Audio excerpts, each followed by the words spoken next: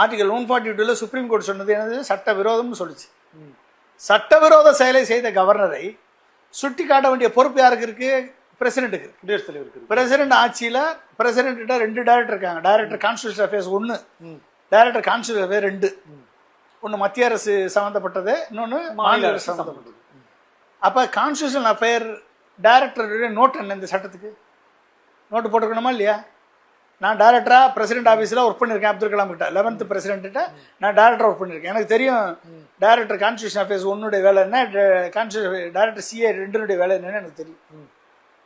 அப்போ ஒரு மாநில அரசுலேருந்து ஒரு சட்டம் வருதுன்னா ஃபஸ்ட்டு வந்து எங்கே வருது? பிரசிடென்ட் வந்து டைரக்டர் CA தான் ரெஃபர் பண்ணுவார். டைரக்டர் CA நோட்டு போடணும். நோட்டு போட்டு பிரசிடென்ட்டுக்கு சொல்லணும், இது சட்ட மீறல், சட்ட விரோதம், தமிழ்நாடு கவர்னர் செய்து சட்ட விரோதம் நோட்டு போட்டிருக்கணும். நோட்டு போட்டிருந்து அதையும் மீறி பிரசிடென்ட் மௌனமாக இருந்தால் பிரசிடென்ட்டும் சட்டத்தை மீறியவர் ஆவார்.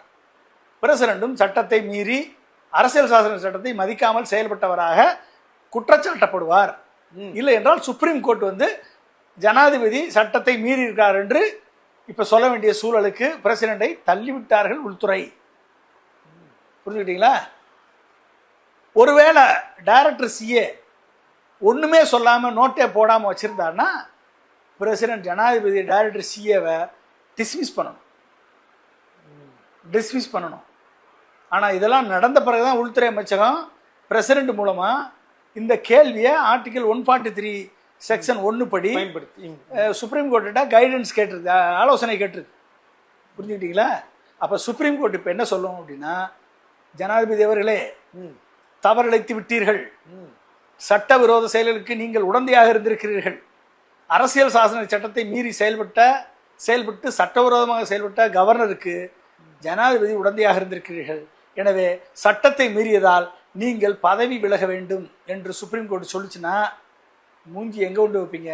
பிரசிடென்ட் அவர்களே, உங்களுக்குன்னு அட்டார்னி ஜெனரல் இருக்காங்க, உங்களுக்குன்னு செக்ரட்டரி இருக்காரு, உங்களுக்குன்னு டைரக்டர் இருக்காரு, இத்தனை ரஜகத துறகாதிபதியில் வச்சுக்கிட்டு உள்துறை அமைச்சகம் ஒன்று சொல்லிச்சுன்னா, உங்களை மாட்டி விட்டுச்சுன்னா எந்த மூஞ்சியில் போய் கைடன்ஸ் கேட்டீங்க? நீங்கள் பிரசிடென்ட்ட, இது சுப்ரீம் கோர்ட்டுகிட்ட கைடன்ஸ் கேட்டீங்க? உண்மையான அப்போ இன்றைக்கு தமிழக முதல்வர் அவர்கள் வந்து அனைத்து மாநில முதல்வர்களும் பிஜேபி அல்லாத மாநில முதல்வர் சொல்றாரு, பிஜேபி அல்லாதன்னு சொல்றாரு. ஏன்னா பிஜேபி மாநில முதல்வருக்கு சேர்த்து தான் இந்த போராட்டம். நாளைக்கு காங்கிரஸ் வந்து இதே பண்ணுச்சுன்னா என்ன பண்ணுவீங்க? மாநில சுயாட்சின்னா எந்த கட்சி மேல ஆட்சிக்கு வந்தாலும் உங்களுக்கு அதான பிரச்சனை. டெல்லி ஆதிக்கத்தில் எதுவாக இருந்தாலும் அனைத்து மாநில முதல்வர்களும் தங்களது எம்பிக்கள் மூலமாக இம்பீச்மெண்ட் ப்ரொசஸ் வந்து பண்ணணும். அது ஜெயிக்கிறதோ ரெண்டாவது விஷயம். ஆனால் ஜனாதிபதி செய்த தவறை பார்லிமெண்ட்டில் ராகுல் காந்தி, காங்கிரஸ், திமுக, இந்தியா கூட்டணி கட்சிகள் அத்தனை பேரும் இம்பீச்மெண்ட் கொண்டு வந்து இதை டிஸ்கஸ் பண்ணணும். அது என்ன சார்? அதுக்கு என்ன பொருள்? இம்பீச்மெண்ட்னா வந்து அவர்களை வந்து குற்றவாளியாகி அவர்களை பதவி விலக செய்யும். நம்பிக்கையில்லா தீர்மானம் கிடையாது. இம்பீச்மெண்ட்னா வந்து அதுக்கு மேலே இம்பீச்மெண்ட் கொண்டாந்து இம்பீச்மெண்ட் வந்துருச்சுன்னா அவங்க பதவி விலகி ஆகணும். ஒரு சட்டவிரோதமாக செய்யப்பட்ட குற்றத்துக்கு ஆளுநர் சட்டவிரோதமாக செஞ்சிருந்தாருன்னா அந்த ஆளுநர் செய்ததை கேள்வி கேட்காம இருந்த பிரசிடென்ட் குற்றவாளி தானே? அப்ப பிரசிடென்ட் தானே உடந்தையா இருந்திருக்காருல்ல, அவருக்கு வக்காலத்து வாங்கி கேள்வியும் கேட்டிருக்காருல்ல. அப்ப இதை வந்து இம்பீச்மெண்ட் கொண்டாந்து இந்த நெக்ஸஸை வந்து எக்ஸ்போஸ் பண்ணி பிரசிடென்ட்டை மாட்டி விட்ட உள்துறையை கொஸ்டின் பண்ணணும், பிரசிடென்ட்டை கொஸ்டின் பண்ணணும், இது கவர்னரை கொஸ்டின் பண்ணணும். ஒட்டுமொத்தமாக இம்பீச்மெண்ட் ப்ராசஸ் வந்து இவர்களை மக்கள் மத்தியில் வெளிப்படுத்தி காண்பித்து இவர்கள் மேலே வந்து அந்த ப்ராசஸை வந்து எதிர்கட்சிகள் இந்தியா கூட்டணி இனிஷியேட் பண்ணணும். உடனே தமிழ்நாடு முதலமைச்சர் வந்து ஒரு ரியாக்ஷன் பண்றாரு, ட்விட்டர்ல உடனே எழுதுறாரு, இது வந்து கிட்டத்தட்ட வந்து நீதிமன்றம் பேசிய பிறகு மீண்டும் இதை தொடங்குறது வந்து தவறு அப்படின்றாரு சார். எல்லா மாநிலங்களும் நீங்க சொன்ன மாதிரி ஒன்றியணும் அப்படின்றாரு. அடுத்த கட்டமா என்ன சார் ஆகும்?